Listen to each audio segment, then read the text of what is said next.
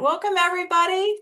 Hello, welcome. Sorry, I was a little distracted. Welcome to our event today for our education series. My name is Marcia Shields, and I'm from our customer success team.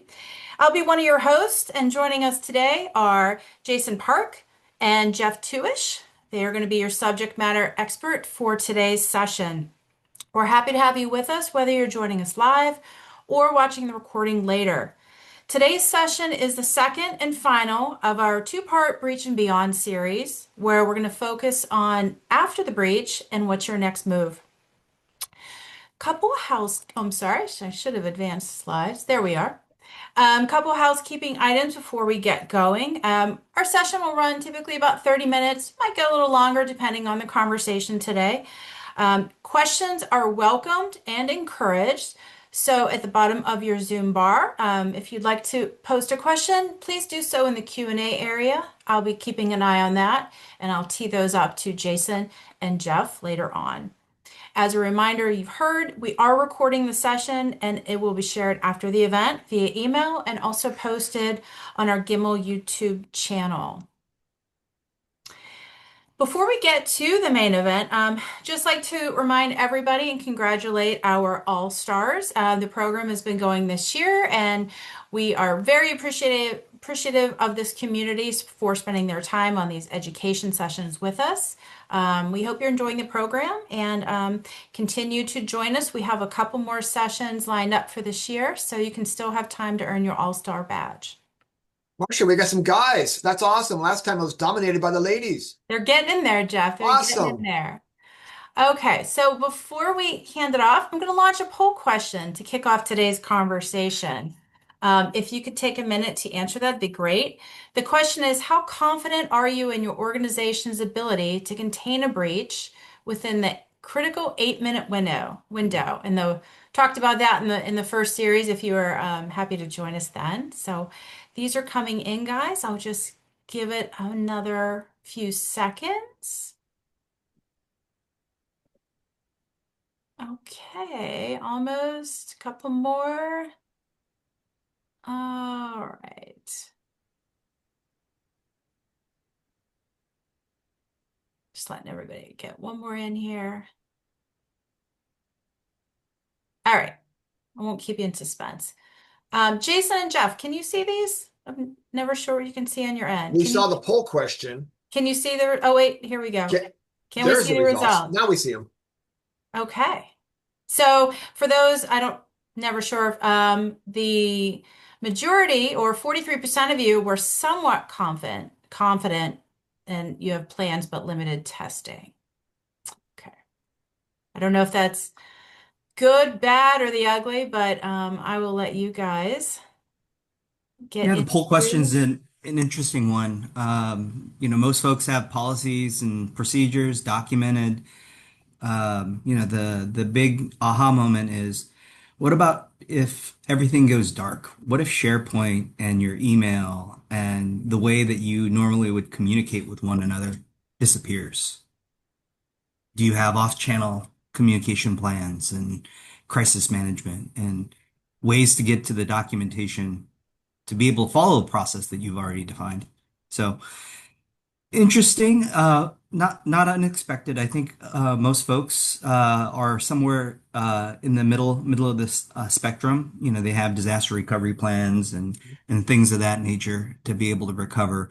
But it's always great to practice, and we'll get to some of that later on. But practice makes perfect, or as close to perfect as you can get. You never know what's going to happen, but trying to prepare for the unexpected is very helpful.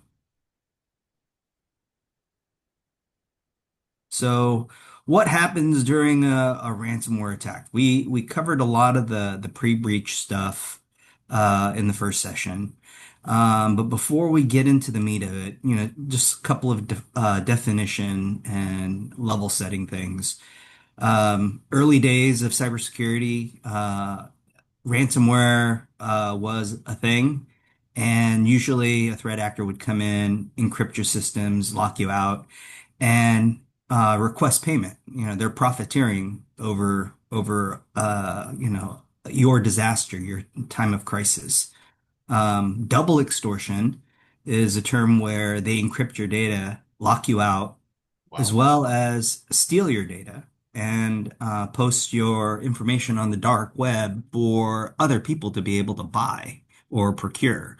They send you a ransomware note saying, X, pay this amount, or we're going to leak this to a website, and your data will be out in the wild, and that causes financial as well as reputational harm. Um, the other piece to extortion is supply chain impact, just because of the amount of integration that our ecosystem inside of business operates. You have third-party vendors, you have your customers, there could be a supply chain impact. And we've seen this. There was a pipeline shut down because of a third-party vendor that operated the switches, and the switches were attacked and made vulnerable, and there was a shutdown of the pipeline. And I think last year there was another example of Dealer Track, which is a third-party vendor that was impacted, that shut down sales of cars.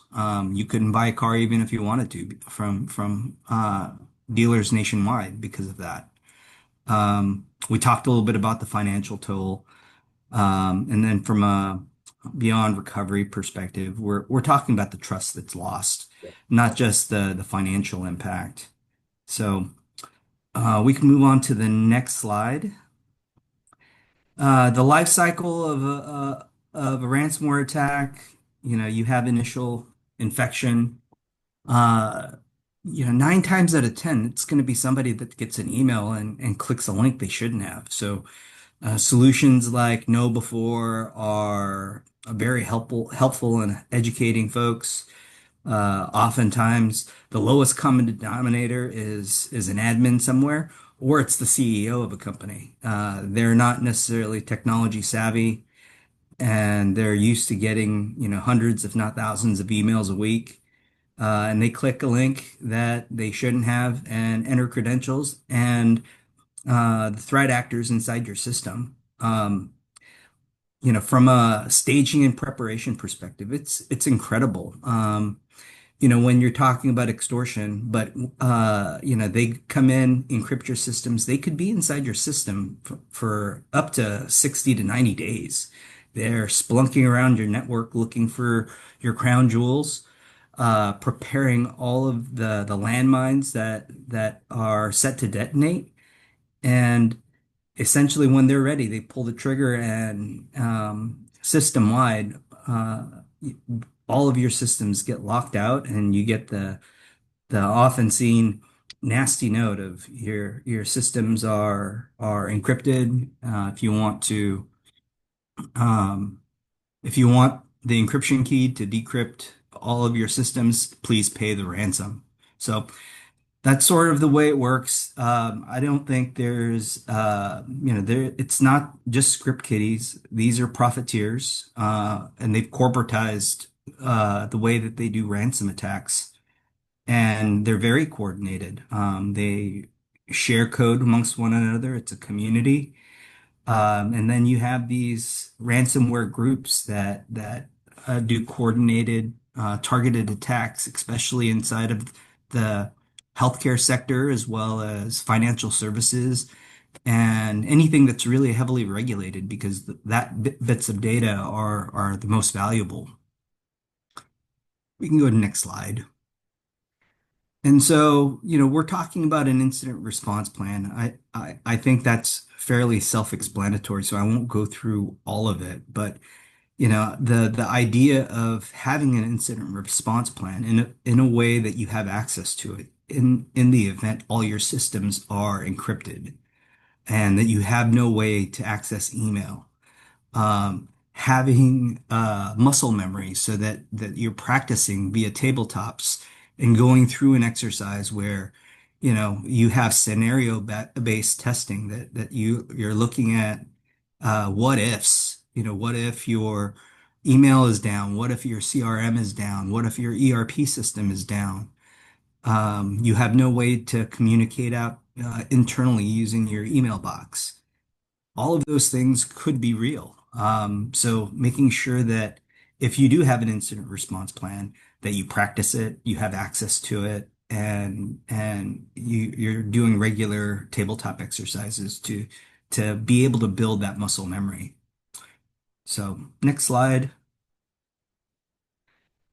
Data mapping. I think this is we covered a lot of this in the previous section, but really from a cybersecurity perspective, when we are looking at data mapping and we have the risk tags and your crown jewels and not just the pieces where um, you think they are, but making sure that you're looking in places that you don't expect data. So if you go into a user's SharePoint or a OneDrive, they could have a mix of folders in there that have mixed risk categories.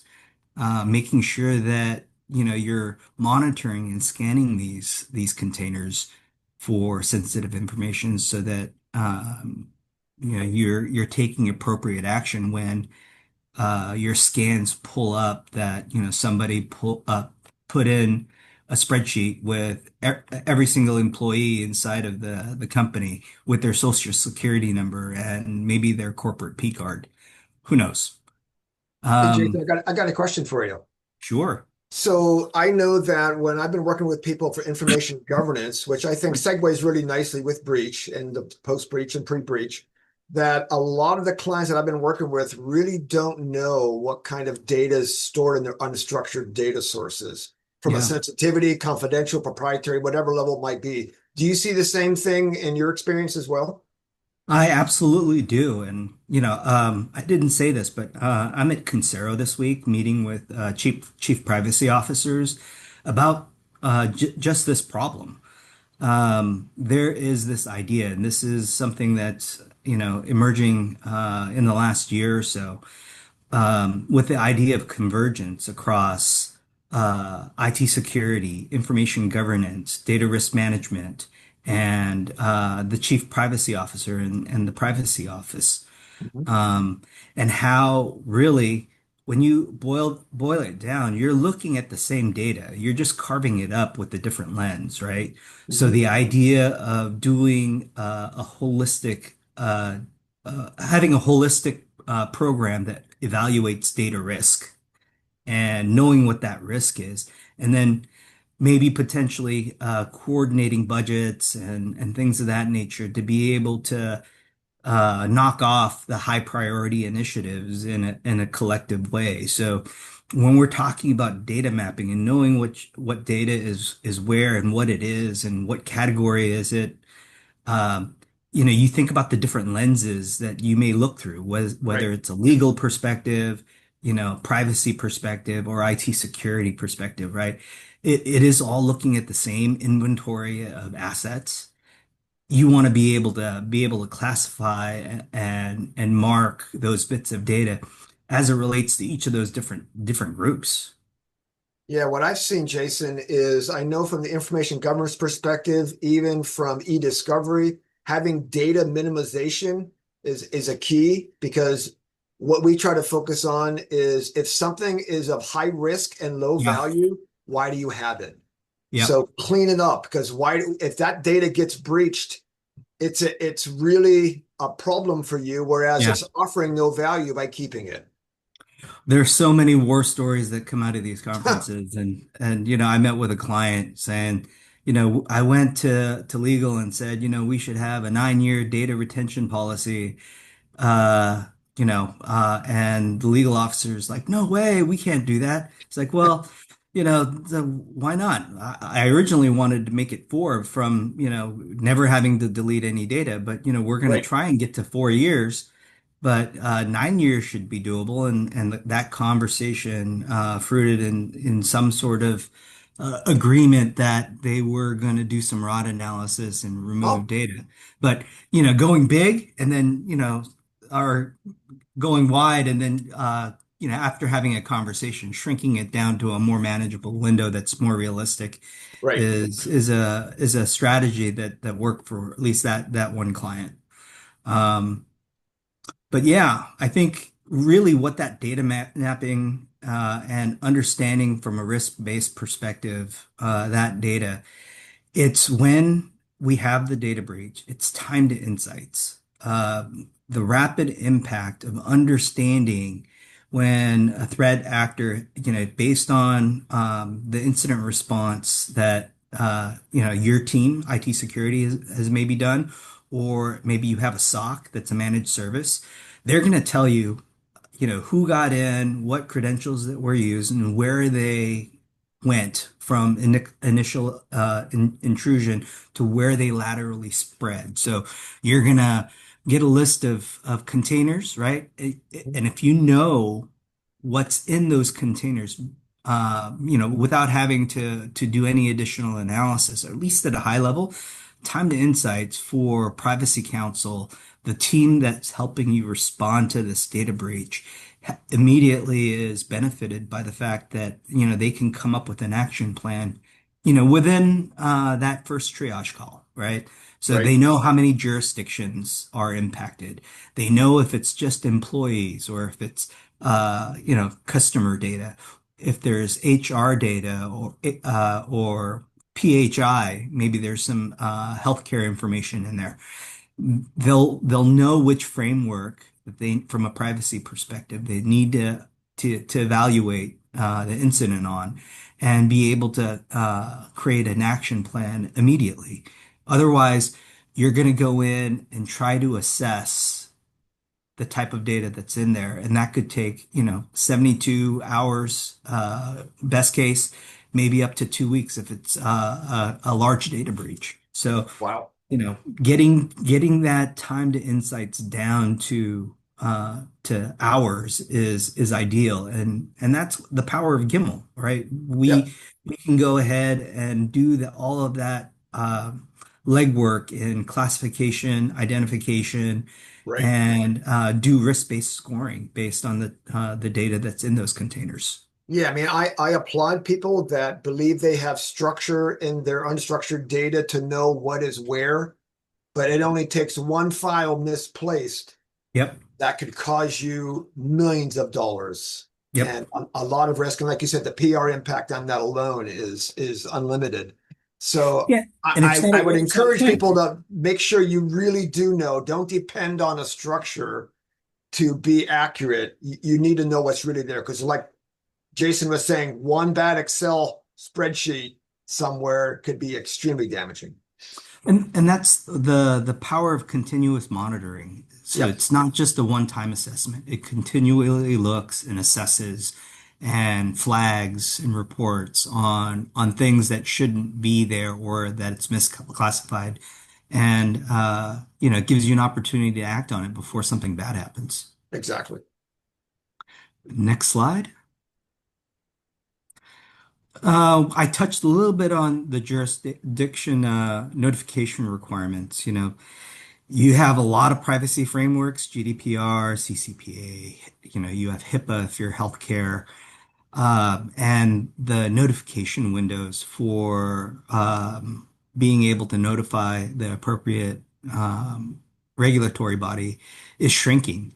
In some countries, it's like once you determine that data is material, you have 42 hours to notify the regulatory body that a breach has occurred. So but not all these jurisdictions have consistency. So, inside of your privacy program, one of the things that I preach is making sure you have a good understanding of your business and really picking a framework that best suits you so that you have one or as few frameworks as possible so that you're not inundated with different frameworks and trying to match up frameworks to the type of data.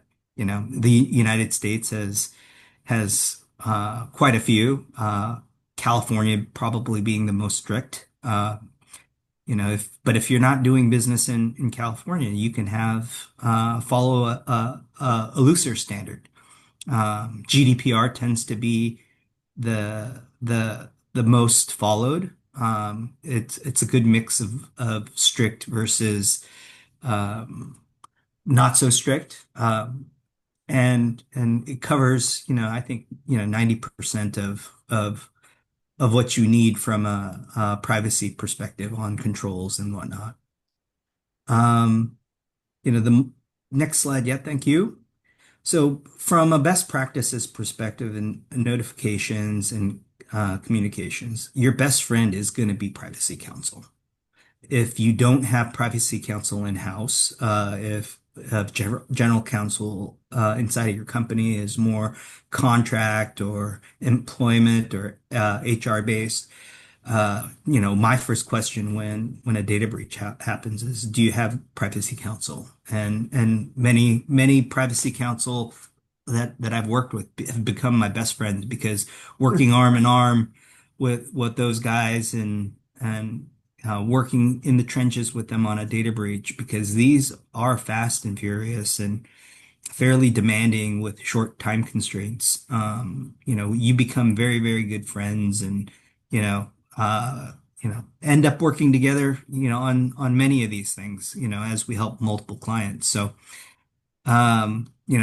making sure that you have a framework, you understand the jurisdictions, how many notifications that you need to send out, making sure that you have the templates for the regulators. Um, you have templates for the folks that are going to be sending out mailings, emails, communications, website notices, all of those things from a crisis management perspective. Making sure that you have that built into your incident response plan and those templates predefined so that when it's time to export those notifications, export and send out those notifications, you have that on hand, and hopefully you have a good partner like maybe Morae, shameless plug, that can help you put together the reports, do the data mining, and making sure that you have a concise report, working with privacy counsel, making sure that the appropriate notifications are being made.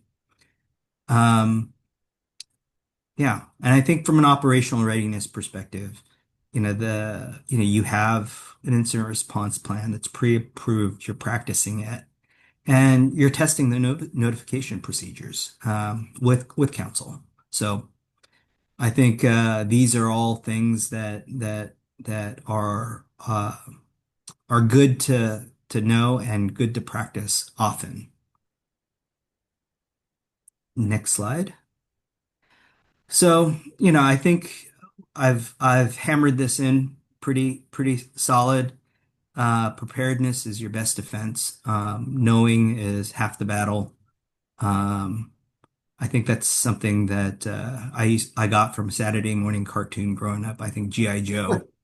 Uh, Anyways, accept the inevitability that you are going to be breached. Ransomware attacks are on the rise year over year. The cost of a data breach is increasing year over year, especially if you're inside of healthcare. The cost of healthcare data breaches are double that of any other industry. Wow. Um, Maintain readiness, make sure you're practicing, know your obligations, make sure you have privacy counsel, and invest in resilience, right? So making sure that you have a tool like Gimmal that does continuous monitoring, it has that you're, comprehensively training your staff, making sure backup systems, offline communications, like I talked about, to help you reduce and accelerate the recovery process when attacks occur. So, next slide. I think that might be it. I think you're done. So Jason, I got a thing I for I you. So ran through that so fast. I you did. So apologize. one of the things I hear sometimes from prospects is, storage is cheap. I can keep my data longer. It's not hurting me at Oh, all. Right. I that, mean, that it's that's a like great it's question. not the physical costs that you should be concerned about. It's the soft costs of legal fees and PR damage and all that is exponentially more expensive than the storage Well, itself, right? I'll give you another example, right? I introduced a concept of convergence, right? When you talk to a privacy a CPO, they may use OneTrust, right, to do Mhm. DSARs and ROPAs and manage the privacy program. If you talk to the IT security team, they're using something else. They may be using Big ID. And then you talk to information governance, data breach, or data governance, they might be using Gimmal. That's three tools that are in separate silos. So you're Right. paying for a product three times. And that, as crazy as that may sound, I've had two conversations yesterday with companies that are doing this. And then what they need to do on top of that is now they need to be able to aggregate this data. So they have Snowflake or Databricks or something like that to aggregate all of that data. So each one of those tools may be $1 million, 500,000, depending on how big their environment is. And then they're investing another $1 million in infrastructure to aggregate the data to be able to do reporting. Right. It's the technology sprawl gets overwhelmingly large. So the concept of convergence, along with being prepared, is an important part of how you can, really uh, be thoughtful as far as how you guys are working with one another when you're looking across the aisle to the privacy team or the IT security team, making sure that you're looking at it from a holistic data risk perspective. Important talking points. Hey, we have a question for you guys. I was holding off on, but I think now's probably a good time. We have a couple actually. Okay. The first one is how do you maintain proper data classification and handling practices during incident response situations? Can you repeat the question again? Yeah, yeah. How do you maintain proper data classification and handling practices during incident response situations? So once you've classified and tagged documents and containers, we're going off of that as being not gospel, but that is the first step in being able to accelerate, to be able to put data into buckets. Right. So we'll use that to be able to identify quickly, what contains PII, what contains PHI, and what documents are not. Really, the when you're looking at an incident response or a data breach, 80% of the data does not contain anything that's notifiable. So But do the you know that? what That's the question, right? Yeah, and do they know that Yeah, is one thing, but from my experience in working on hundreds, if not thousands of these, the rough numbers between 20 to 30% don't are the ones that you want to look deeper on. sure. The next step is really to interrogate those documents and extract out, the actual users, the data subjects inside of those documents. And if that document at the face of the document itself, and these are document or data review protocols that we pull together with counsel, and the rules based on the jurisdictions that they could potentially be in. But we would link the data subjects to the bit of the entities, the PII objects or the PHI objects, and put together a list. And oftentimes, the work that we do is very complex, needless to say, but the the deliverable for a data breach, it's the simplest thing. It's a list of names and things.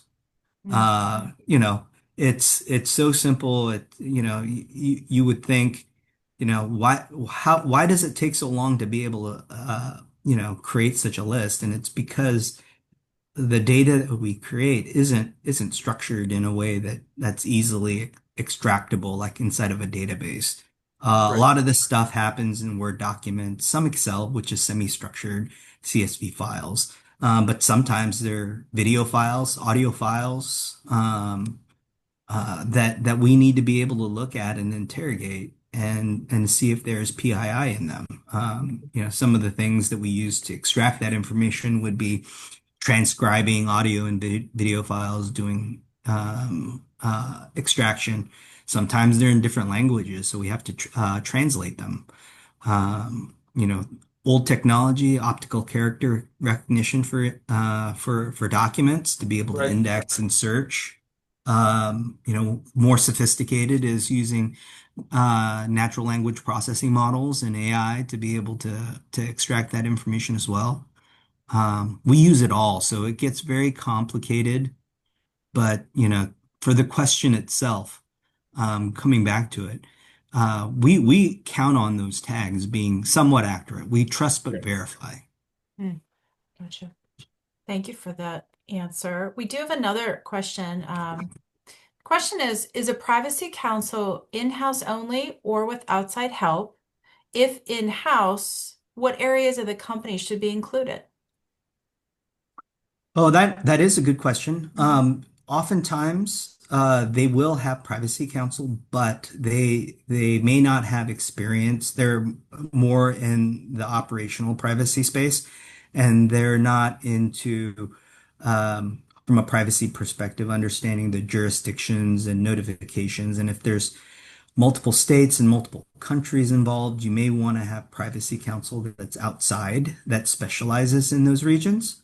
So, uh, you know, my experience has been predominantly bringing in outside privacy counsel to advise, but the lead counsel could be in-house if they have that skill in-house. Great. Thank you, Jason. It's all the questions we have, and so we are at the end of the session. I'd like to thank everybody for joining us today. Here's what's remaining for 2025. We do have a session for Gimmal Records next week about why deletion is as important as retention. If you'd like to join that, links can be found to register on our website, Gimmal events page. If you have any suggestions for future education sessions you would like us to present next year, please send those my way. I'd be happy to do that and get them on the list. That's it, everybody. Thanks for joining us. We really appreciate it, and we'll see you next time. Thanks, everyone. Thank you.